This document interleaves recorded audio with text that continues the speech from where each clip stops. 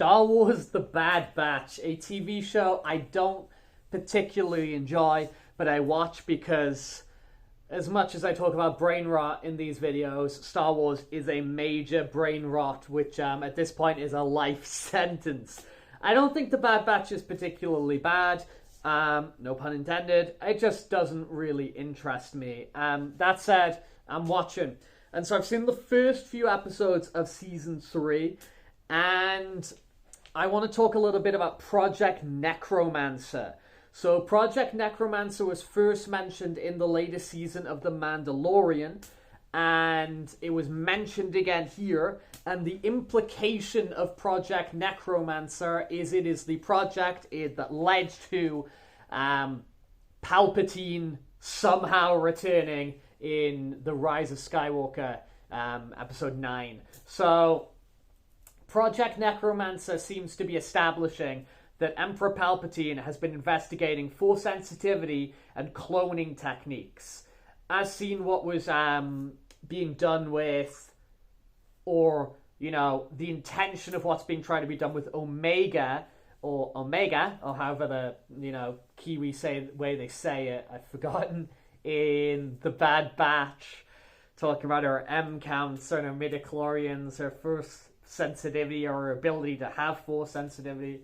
So we've got this Force sensitive girl, Boba Fett, and we've also got Baby Yoda in The Mandalorian. The whole idea was to get him to make these clones, Force sensitive clones, and that's what Moff Gideon was all up to. These seems to be the intention of this Project Necromancer, the idea of Palpatine creating Force sensitive clone bodies that he can bring himself back into.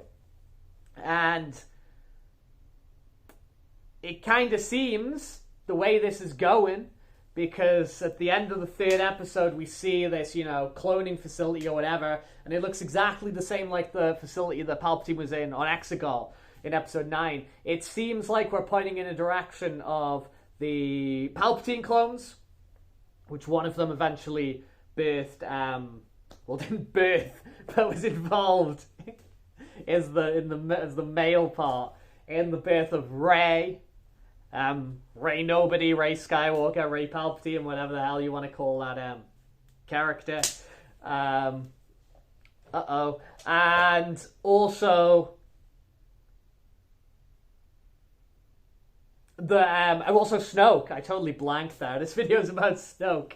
It seems like we're going in a direction that the Bad Batch is setting up that a female clone of Boba Fett, so Boba Fett's sister, is involved in the creation of Snoke. Again, that character. We're going back into that Snoke theory sucks territory. What seems to be happening with the Filoni-verse, the Mando-verse, and I guess going back in time to this Bad Batch era, is they're trying to Clone Warsify the sequels. The Clone Wars, with a lot of its, you know, I don't think the Clone Wars is infallible, but I like it, you know, I think it's good fun. The Clone Wars shed a new perspective, and it made the prequel trilogy a lot more enjoyable and a lot more coherent for a lot of people. That seems to be what's going on with the Mandoverse and what's going on with the Bad Batch. The idea of, you know, filling in these gaps, trying to explain those 3 films that did not have a plan and did not have a story. You know, they've confirmed that. The writers, the actors, you know, the directors, they've talked about there was no plan here. There was just randomly passing the baton to different individuals who are making them.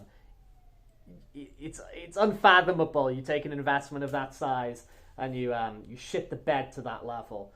But this whole linking of the Bad Batch to the sequels actually, for me, makes the Bad Batch even worse and less enjoyable for me, because it links to something that I think is a complete mess and I don't enjoy. So I think if just the idea of, like, Palpatine doing whatever, Sith experiments, I don't know, cool, maybe you can do something cool with that. Maybe you go the Dark Empire route, if you're thinking about the old Dark Horse comics from the 90s, you know, with the clones of Palpatine and the clones of Luke and whatever. I'm not saying that's great either, but, like, interesting. If you're kind of just going along a standalone route like that, whatever. But this whole idea of Palpatine, you know, from inception, You know, because this series is set, you know, months after Revenge of the Sith. From inception, Emperor Palpatine was making these plans to create Snoke and create these strand casts and create these clone bodies and go exist on a secret planet that lives outside of maps that you can only find if you take a secret knife and you stand at an exact point on the place where the Death Star is going to, the second Death Star is going to blow up in the future, and then the knife does a thing, and it points to his throne room, and he's dead, and then there's a map there to get to where he is, or you can also get the map from Darth Vader's castle on Mustafar. Is that what Kylo Ren did? I can't remember. It's convoluted, it's stupid. I think the fact that Palpatine was, like, secretly creating Snokes and bodies throughout the original trilogy and knew he was going to blow up with the second Death Star or whatever the hell, it reduces things. It really reduces things. The Star Wars saga and the Star Wars canon is really an example of reduction by addition. All of these extra things they add in makes the universe feel smaller, it makes the universe feel more contrived, it makes the universe feel more confusing, and it makes, you know, things like Luke Skywalker being like a new hope, and, you know, sort of the only hope with the exception of Leia. You know, there is another. It's like, nah, Ahsoka's knocking around, Boba Fett's sister, who's a Force sensitive, is knocking around. The guy from the EA games, the Jedi Survivor, Cal Kestis, he's probably alive. He's probably not going to die in Jedi 3. Ezra Bridger is in another galaxy.